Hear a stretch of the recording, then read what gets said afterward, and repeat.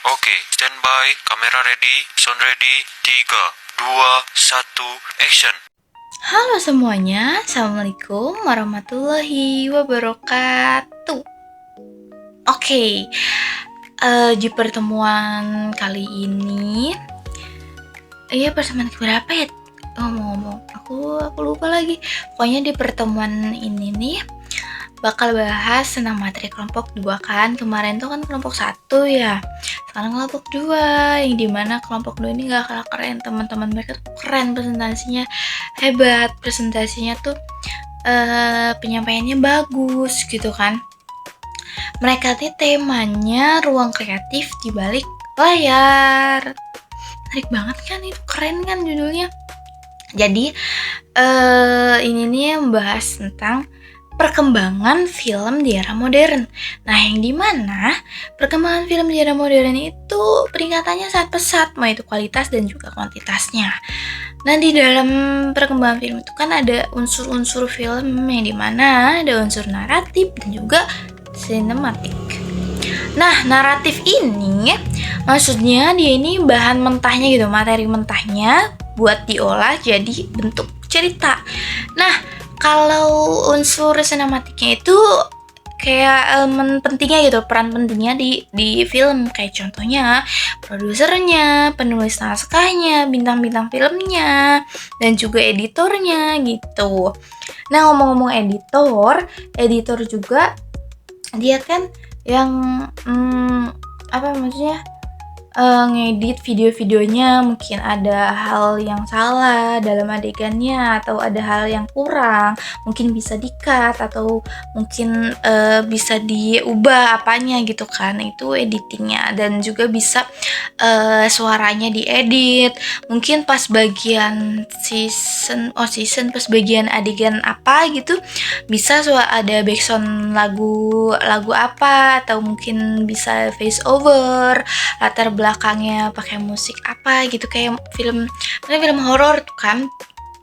Di setiap adegan yang horor ada hantu-hantunya itu pasti disertai sama background horor yang agak mencekam supaya kita yang nonton tuh ke bawah suasana gitu kan.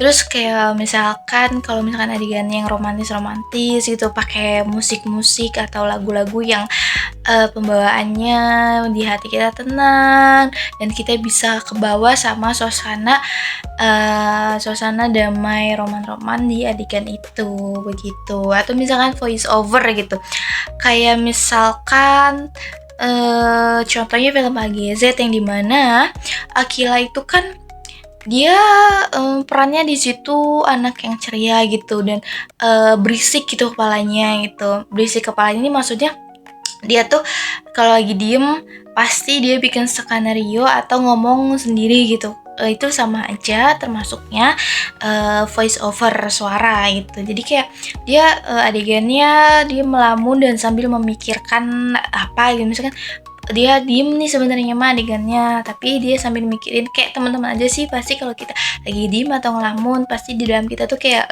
lagi bikin skenario atau lagi ternyata lagi berbicara gitu, kayak diam pas tapi di hati kita kayak itu balonnya terbang gitu, itu dia makan gitu. Jadi kan nah itu dalam film itu namanya itu di voice over teman-teman. Dan juga tadi tuh kan film tuh bukan cuma sekedar hiburan aja, ada hal negatifnya kita bisa ambil buat pelajaran, hal positifnya bisa kita mungkin aplikasiin ke diri kita gitu kan.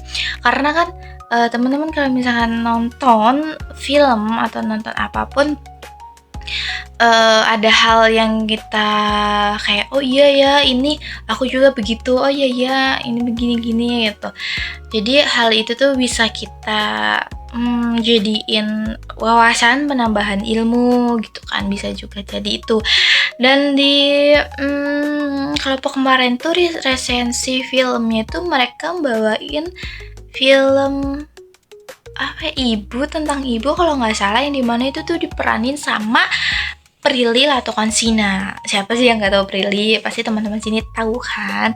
Prilly itu artis yang sangat-sangat keren.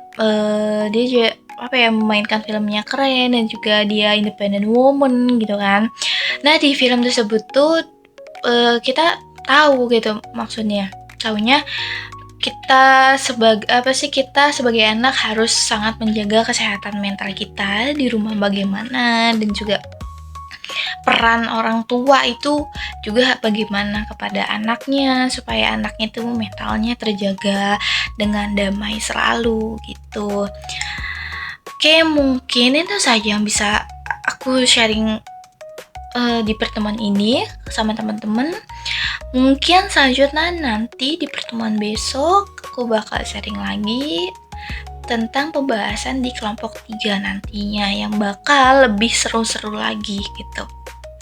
Oke, see you. Tungguin kita ketemu di minggu depan lagi. Bye-bye semuanya.